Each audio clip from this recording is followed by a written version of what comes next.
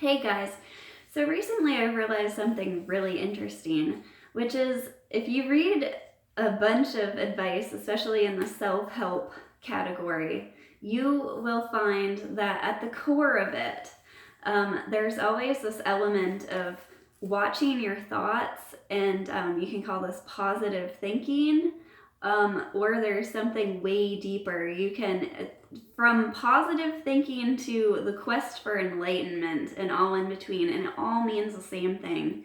And basically, what you're trying to do is minimize your thoughts.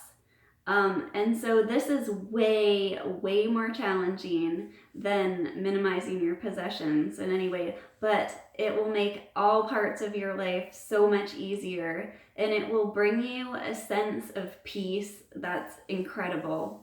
And I still consider myself definitely on this journey, and but just making a conscious effort to try, and just the amount of progress that I've been able to make has made such a difference in me. I used to get awful depression in the winter, and this month January has been cold and snowy and messy, and it's been one of the best months of my life.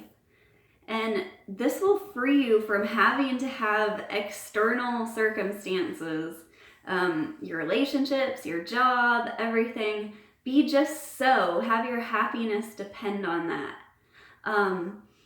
And so, how do you do this? Well, this is a hard question to answer because what we're seeking here is not actually a tangible thing. So I can try to point you in the general direction, but I can't say, here, this is it, take this. So I can kind of try to tell you how it happened for me. I started listening to Leo from actualize.org, and he has a whole different method from other people, but what he did is he really helped me with some of my bigger issues, my anger issues, and got me to open my mind to a lot of things. And then I decided to read or listen on audio to The Power of Now by Eckhart Tolle. And that book, just something snapped within me, and that book changed my life. And it was about 2 years ago, and it was the middle of winter when I read that book too.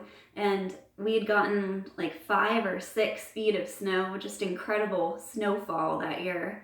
And it was causing a lot of challenges, and at my studio, we use wood, and we were actually having to dig through that snow to get wood. It had been so cold that we'd run through everything, and we didn't have another source of heat for me to be able to work. So it was super challenging, and I was furious about the snow, and my son was at an age where my friends were starting to not want to hang around me because he was a toddler and he was really difficult, and I was having to work, and with the snow I couldn't see them, and I saw my entire social life and friendships just like falling apart before my eyes, and that was so important to me at the time. So I hated the snow that winter, and I just remember after reading that book, or listening to it, I was driving somewhere and I saw the snow on the pine trees, and I just saw it for the first time and saw how beautiful it looked, and it just made me cry. How it was just such a realization, such a happiness, such a sense of peace, a true happiness, not an I got what I wanted sense of happiness, but I am one with the universe sense of happiness. And so if you're kind of done with things, kind of done with trying to get things to work in your favor, for people to act a certain way, for things to kind of fall into place in your life, for you to get them into place some way, then this is for you.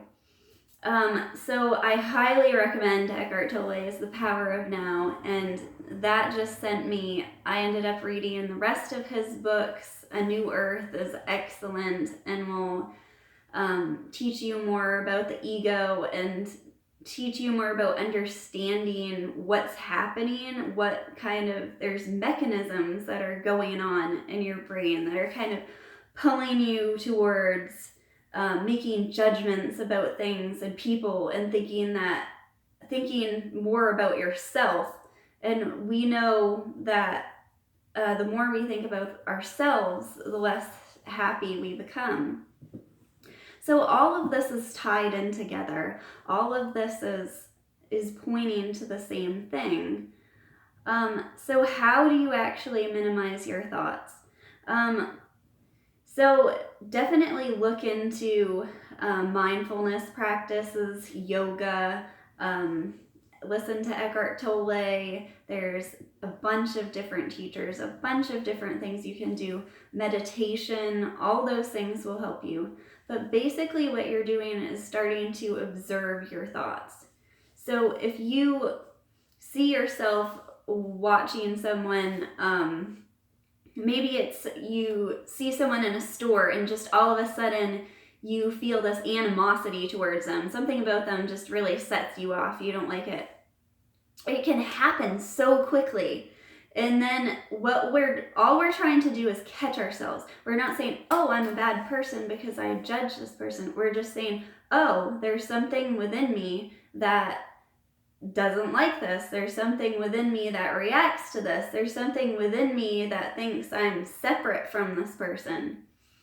And I have a deep belief that people, when we have a reaction towards people, it's showing us something within ourselves. There's something within ourselves that needs to be seen or corrected, or something we're unconscious of. And I found for myself, for example, that there is a family member I have who is constantly talking about business and money and making more money, and they're never happy with where they are.